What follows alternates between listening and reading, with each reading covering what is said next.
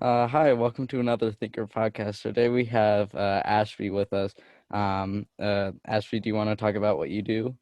Sure. I'm a PhD candidate in environmental studies at University of Colorado Boulder, and my dissertation research focuses on the loneliness epidemic and how spending time in nature with others could help alleviate some of the pain of loneliness. Yeah, yeah. So what inspired you to do your research on COVID and loneliness and prescribing the outdoors to help with that loneliness? Sure. My background is in horticulture. I worked in botanic gardens for like 10 years before doing my PhD. So I have a really strong interest in connecting people with plants because I've seen how much that can do for someone. And when I came to CU Boulder, I met my advisor, and she helped me really make that link between the horticulture and the public health. So through the nature prescribing, we can talk about that. So it really was a combination of my interest in horticulture and then meeting this amazing advisor, Dr. Jill at CU Boulder. Okay, yeah.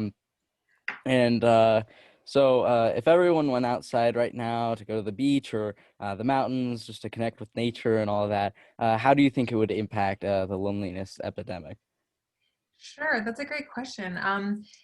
I think that the research shows that spending time in nature, whether even if it's just alone by yourself, can help buffer the feelings of loneliness. So maybe going outdoors, if you went to the beach or you went out on the hike, it helps you like gain perspective and feel less alone because you're connected to something larger. And spending time with others can help reduce stress and help you feel less alone. It seems like there's something to do with being outdoors. It helps people bond more. So I think it would, if everyone did that, it might help reduce some of our stress and help us get a bigger perspective. Yeah, yeah. Who should be prescribed to go outdoors and all that? Um, yeah, Sure. Yeah. So what we're finding, it seems like loneliness touches almost everyone right now since we've been in COVID. And traditionally, when people think of someone who's lonely, they think of like someone who's older, like a senior citizen. But actually, the research shows that adolescents are a really lonely group of people.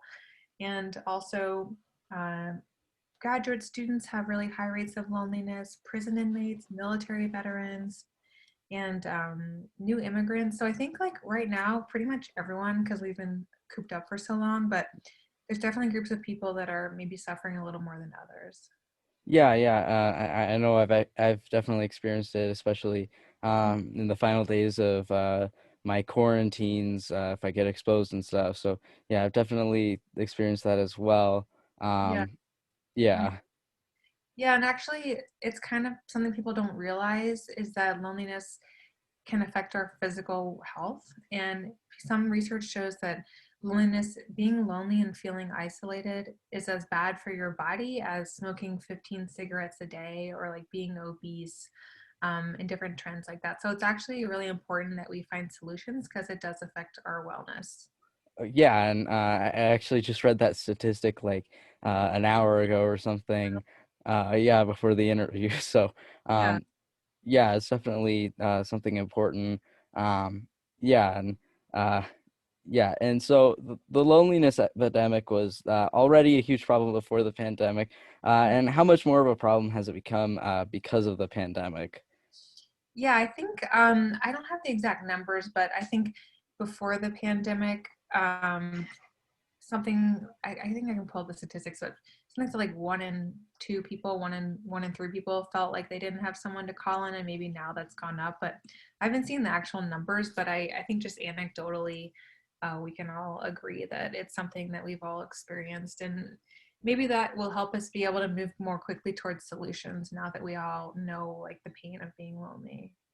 Yeah, and uh, in well, another one of my questions is like, can the outdoors help prevent loneliness and kind of stop it before it starts? Sure, that's a really good question, Luke. There's some studies that have shown that people who spend time in nature, they show that they're more feel more generous towards other people, which is really interesting. And they also show that if neighbors, if someone lives in a neighborhood that has like more trees and more green areas, those neighbors show that they're more willing to trust others, and they feel like more bonded with their neighbors, and they actually socially interact more with their neighbors if there's like more trees around. So I think that in many ways, being in nature or living near nature can make you more open and towards others and willing to interact more, and that can really help alleviate the feelings of loneliness, because it's not just, when we think of lonely, it's not just like your close friends and family, but it's all those little soft connections. I think they're called weak ties. I forget the actual technical name, but the bonds that you have like with your store clerk or your postman or your neighbor or your dance instructor, like those interactions really give us life and lift us up. And that's what's really been robbed from us over the past year.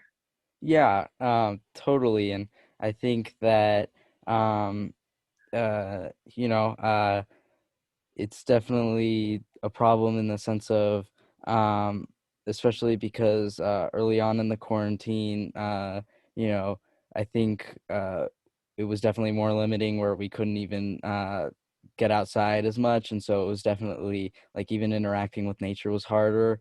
And I think now it's a lot easier, and so I definitely think that it's a good option for people that are um, who have been cooped up all inside for the past year or so. Right. Yeah. And I think that's, if you look at like, if you, my husband tried to get his mountain bike fixed, and the mountain bike distributor has sold out of bikes for like a year because everyone's trying to buy the bikes, and like rollerblades are selling out. And um, in Denver here, they're opening up certain streets just to pedestrians. So I think it's, there's a lot of ways that people are like discovering the outdoors as like a really good option of way to spend time. Yeah, I've definitely seen like a lot of friends of mine. I constantly hear from them saying, "Oh, I was just on a walk," and this is like every other day that they do it and stuff. And so I'm definitely hearing a lot more of that, and I think there's definitely a lot more demand. So, yeah. Yeah, and just like the recognition that we, like, air and water and light go through our bodies just the same way they do trees and plants, other plants. So, the idea that we're part of nature, it's not something separate from us. We are part of it, and that it can be just, you can get the same benefits of spending time in nature in your backyard as you could on a hike in Chautauqua or something like in like a more like wilderness type area. So just like recognizing and celebrating the nature that's nearby and every day is like something that people are, I think, discovering. Yeah, yeah. And yeah, how can we help identify somebody that we know who is experiencing chronic loneliness, and how can we help um, uh, how can we help them overcome that loneliness and help them find nature to um, yeah, kind of help with that.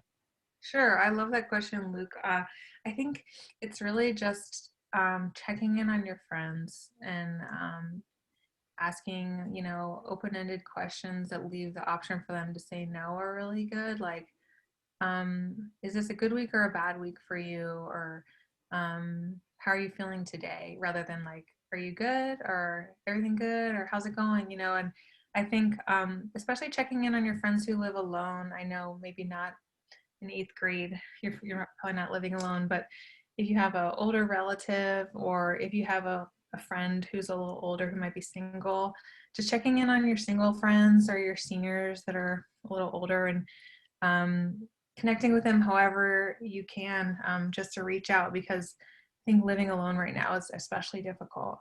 So I think it's just checking in on your friends and leaving it okay for them not to be doing well. And with regards to nature, um, the wonderful thing about being outdoors is that it's a lot safer than being indoors right now as far as the COVID epidemic. So Yeah. something I like to do is reaching out to friends to just go for a walk around the neighborhood after work is really low pressure, and we can do it last minute.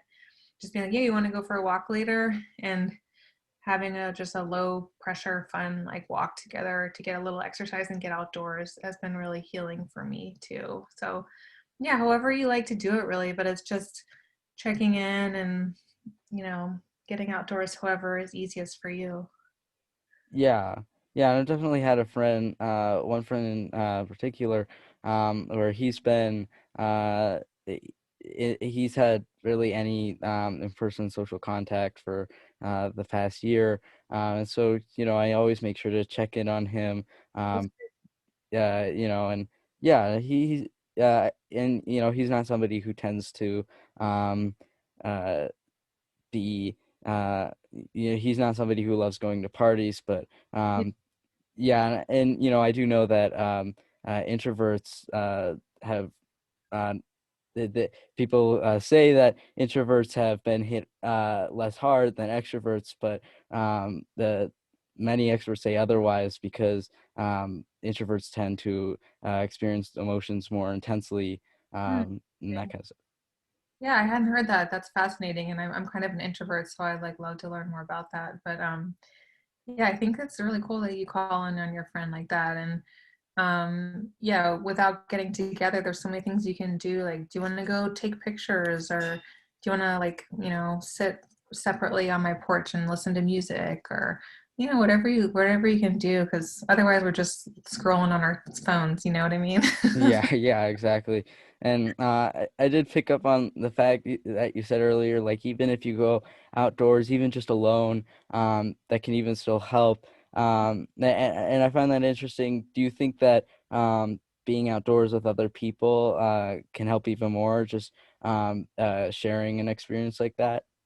Yeah, that's a good question because the research I mentioned that of going out for a solo nature experience is really new, and there's only been a few studies on that, but it does show that it can reduce loneliness just by going by yourself because you feel more connected maybe to something larger. Mm. However, there's some really interesting studies. Like there was one with mothers and daughters where they walked through a shopping mall and then they had the same group walk through a natural setting, and they saw in the natural setting they were more the body language was more like what would indicate that they were bonding more and they were smiling more and they like reported having a better time in nature. So something about being outdoors that really facilitated them feeling closer, which I think is so interesting and something I'm looking forward to learning more about. Uh-huh. Yeah, yeah, yeah. That's definitely something that I think definitely just sharing that experience with other people is definitely like more of a bonding experience, and Mhm. definitely yeah, kind of sharing that experience together. I think definitely that at least I think it should help. But yeah, yeah. Yeah, there's something about it, whether it's you're both facing forward, but I guess you'd be doing that in the shopping mall too. But yeah, just feeling more expansive and feeling more free, I think, is like something that I personally feel when I'm outdoors. So yeah, I'm looking forward to just like trying to figure out like what that is and why that is. And it could be something that motivates people to get outdoors more, knowing that it helps them bond and like reduce their stress. Yeah, yeah, and I live in Colorado as well, and Mhm. I ski a lot, and I definitely feel I definitely love skiing in the trees because I feel like I have my own space, Yeah. and it's definitely yeah.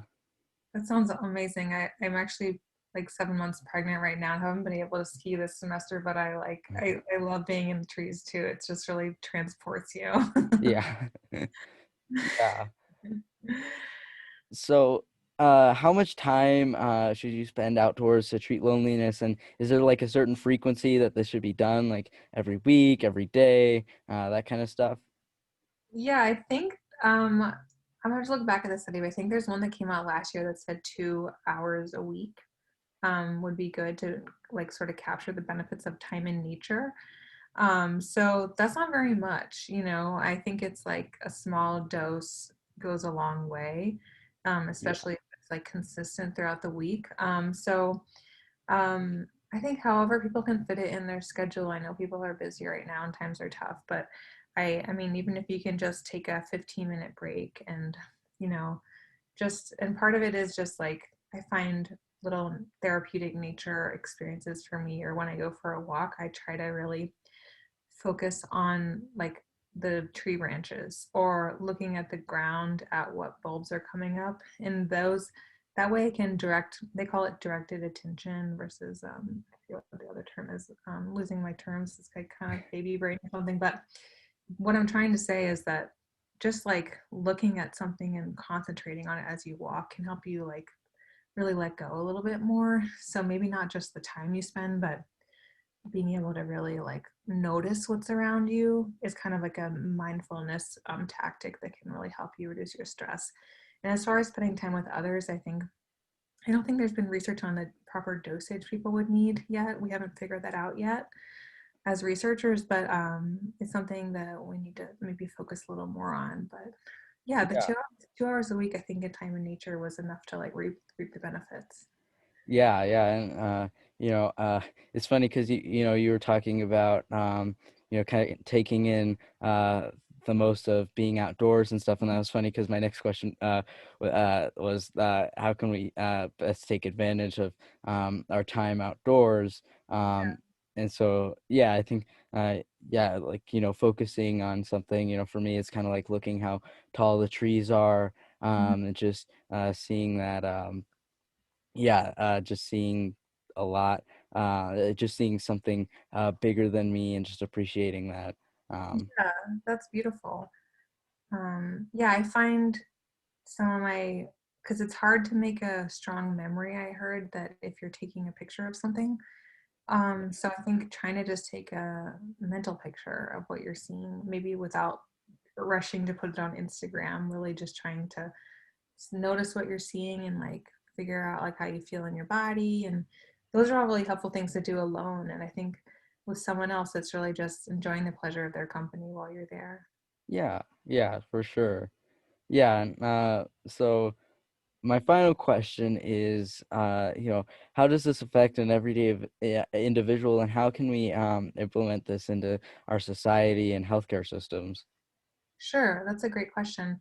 Um, I think, and how does it, so the first part of your question, how does it affect the everyday individual? I think something we touched on earlier is that, um, you know, there has been a stigma attached to loneliness. It's like people are sort of unwilling to admit it because it means there's something sort of like flawed or wrong with them. Uh-huh. Yeah. Really, I think that what we've all seen is that loneliness is like a part of modern life, the way we've built our society. So really like making it normalizing the feeling of being lonely and as an experience that we all know, and then um, really trying to find ways to connect with each other a little more when we're in public spaces and we're out with our neighbors, or maybe like talking to our store clerk in our neighborhood or something like that. So just like finding ways to reach out a little more to people around you can really lift your spirits. And as far as how we prescribe this, it's something we're trying to figure out now how we operationalize it. And I think my advisor, Dr. Jill Litt, just got a large grant from the European Commission to set up a bunch of clinical trials all over Europe on how we like really operationalize this, how we make it happen, like by prescribing nature, because there's so much work to be done. But I think one thing that's really missing is having health insurers reimburse providers in some way or patients for spending time in nature. Because knowing that all the research is there, I think there's like a lack of funding for these different, because in order to have a nature social nature based prescription, meaning a prescription to spend time with others outdoors, not only do you need the healthcare provider, but you need the community partner who has the outdoor thing going on, like the wilderness restoration group, excuse Yeah. me, or the cycling group that happens for seniors. So, in order to fund this system where you have community partners and then you have physicians and then you have the patient, we really need a funding mechanism. So, some insurers are getting on board now. Excuse me. I think Blue Cross Blue Shield, maybe in Tennessee, is reimbursing like a nature RX program for youth. And Uh-huh. there's also an insurer in San Francisco area that's reimbursing people for going on nature experiences, because all the research is there to show that these activities are good for us and for our well-being. So Yeah. really just figuring out a way to get it paid for by our insurers, and also to track it, whether it's through a mobile application or whatnot. So I think all the pieces are still coming together, but it's a really exciting area. Sort of like low cost, common sense solutions to like really difficult problems that we're facing in our society. Yeah, yeah, and I think just kind of turning this nature and connecting with nature from this kind of you know kind of hobbyish thing to something more formal and more yeah, something with more meaning and more people backing it. Yeah. Right. Yeah. So just trying to figure out how we can really get the research out there enough to convince people to pay for it and to really integrate it into our health system. Yeah, yeah. Um, so yeah, I think that's it. So um, yeah, thank you for coming on and joining us. Uh, yeah, thank you. Um, yeah. It's my pleasure, Luke. Thank you so much for having me. This is like such a fun experience for me. I haven't really been on a podcast before, so I'm gonna Or like now I can check it off my list. yeah. Well, this is my first interview with an expert, so yeah, Cool. I'm definitely excited. So thank you for joining us. Yeah, keep up the good work, Luke. Thanks so much. Yeah, thank you. Okay, take care now. Bye. Bye.